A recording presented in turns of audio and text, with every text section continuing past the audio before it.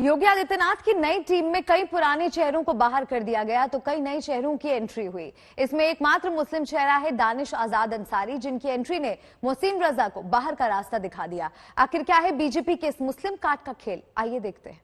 दानिश आजाद अंसारी जी शपथ ग्रहण करने का कष्ट करें।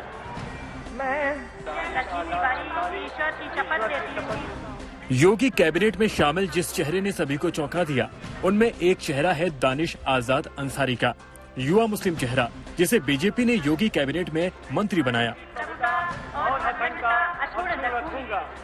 दानिश आजाद अंसारी के जरिए मुस्लिमों को जोड़ने वाली रणनीति को आगे बढ़ाया है। अब मंत्री बनने के बाद दानिश अंसारी भी मुस्लिम युवाओं के लिए काम करने की बात कर रहे हैं। चुनौती बहुत बड़ी है, लेकिन हम लोग पूरी ईमानदारी के साथ जनता की सेवा के लिए, मुसलमानों की सेवा के लिए, नौजवानों के लिए ईमानदारी के साथ खड़े हैं और भारतीय जनता पार्टी योगी जी के नेतृत्व में निश्चित तौर पे बहुत बड़े बड़े कमाल करने वाली है 2022 के बाद। क्या प्राथमिकताएं आपकी? प्राथमिकताएं हमारी स्वास्थ्य, रोजगार, शिक्षा, सुरक्षा, ये सब हमारी प्राथमिकताएं हैं और अपराधियों को मार के भगाना है उत्तर प्रदेश से।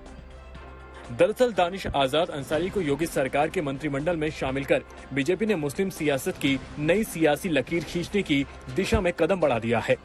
2024 के चुनाव को ध्यान में रखते हुए पसमानदा मुस्लिमों को साथ लाने का प्लान बना दिया है। दरअसल बीजेपी ने इस बार पसमानदा मुसलमानों पर दांव लगाया है। अगर आप पूरी कैबिनेट देखें उत्तर प्रदेश की, तो जिस तरीके से बीजेपी ने ओबीसी और दलितों पर दांव लगाया है, कुछ उसी तरीके से बीजेपी ने इस बार मुसलमानों के भीतर जो ओबीसी और दलित है, जिन्हें पसमानदा माना जाता है, बीजेपी ने इस बार उन पर अपना दांव लगाया है।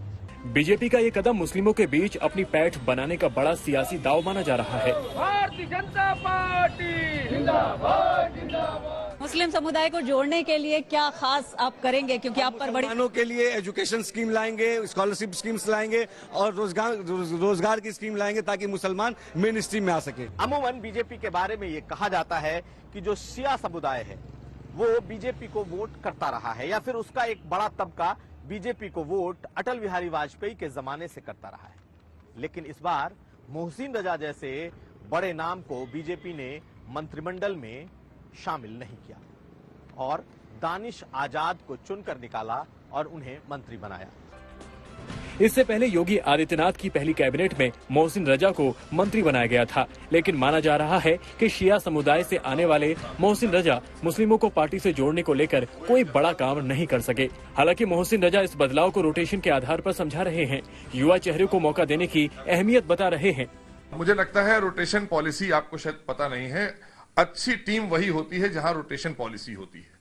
अगर आप एक खिलाड़ी को 2 मैच के लिए रोक कर दूसरे अपने युवा खिलाड़ी को मौका दें, फिर उसको थोड़ी देर के लिए रेस्ट कराएं, फिर अंदर दें, तो उससे टीम का कॉम्बिनेशन बना रहता है और हमेशा हर खिलाड़ी तैयार रहता है कि जब हमें कोई अवसर मिलेगा उस अवसर पर हम अच्छा प्रदर्शन करने का काम करेंगे। 32 साल के दानिश आजाद अंसारी ने लखनऊ विश्वविद्यालय से अपनी राजनीतिक पारी का आगाज किया और फिर एबीवीपी में कई पदों पर रहे।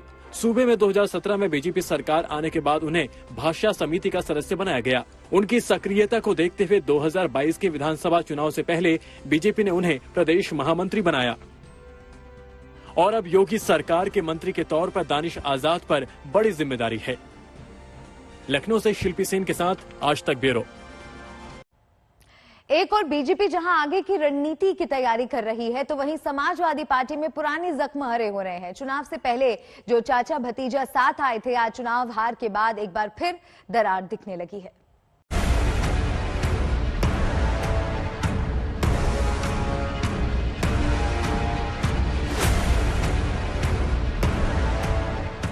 सभी विधायकों को सूचना मिली, तो जब सूचना नहीं मिली तो मैं नहीं जा रहा हूं।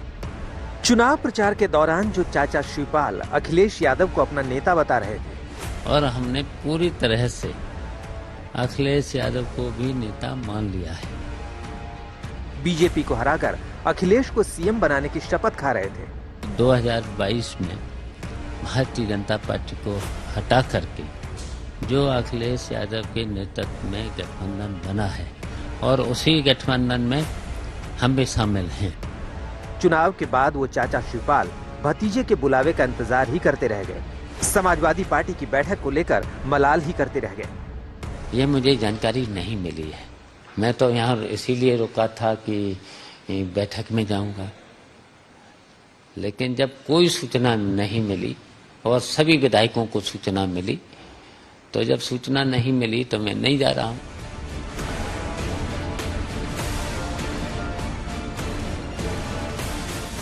दरअसल समाजवादी पार्टी ने लखनऊ में नए विधायकों की बैठक बुलाई थी। शिवपाल यादव को इस बैठक में बुलावे की उम्मीद थी, लिहाजा 2 दिनों से वो लखनऊ में ही थे। लेकिन बैठक में ना बुलाए जाने के बाद शिवपाल यादव की नाराजगी साफ झलक गई। चुनाव से पहले सुधरते रिश्तों की बात फिर से बिगड़ गई। ये मुझे जानकारी नहीं मिली है।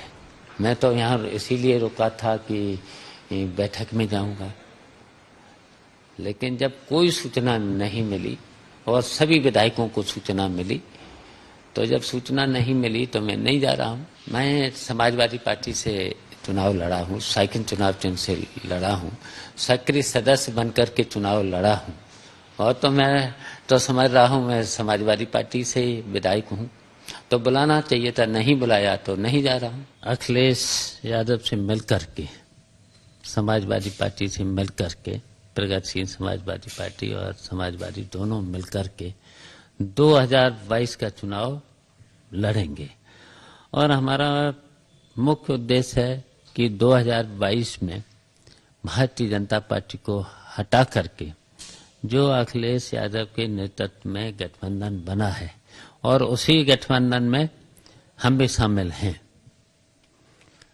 तो अखिलेश यादव को 2022 के चुनाव में मुख्यमंत्री बनाना है। और हमने पूरी तरह से अखिलेश यादव को भी नेता मान लिया है।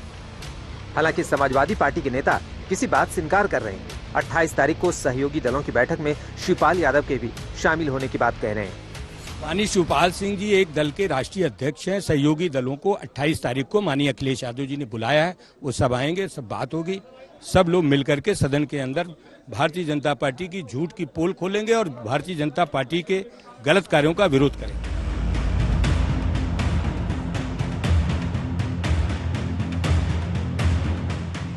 भले ही समाजवादी पार्टी के नेता सहयोगी शिवपाल यादव को दूसरी पार्टी का राष्ट्रीय अध्यक्ष बता रहे हैं, लेकिन बड़ी बात यह है कि शिवपाल यादव ने विधानसभा का चुनाव समाजवादी पार्टी के ही सिंबल पर लड़ा था और एसपी उम्मीदवार के तौर पर बड़ी जीत भी हासिल की। शायद यही वजह है कि उन्हें विधायक दल की बैठक में बुलाए जाने की पूरी उम्मीद थी। उधर शिवपाल यादव की इस नाराजगी के बीच समाजवादी पार्टी के विधायकों की बैठक में अखिलेश यादव को नेता प्रतिपक्ष चुना गया। चुनाव में हार के बाद अब अखिलेश यादव की रणनीति विधानसभा में सीधे सरकार को घेरने की। अखिलेश की इस रणनीति के बीच शिवपाल यादव के बयान से अलग रण छिड़ गया है। शिवपाल के बयान से चुनाव से पहले हुए गठबंधन पर सवाल उठ गया है। लखनऊ में समर्थ श्रीवास्तव के साथ आज तक ब्यूरो।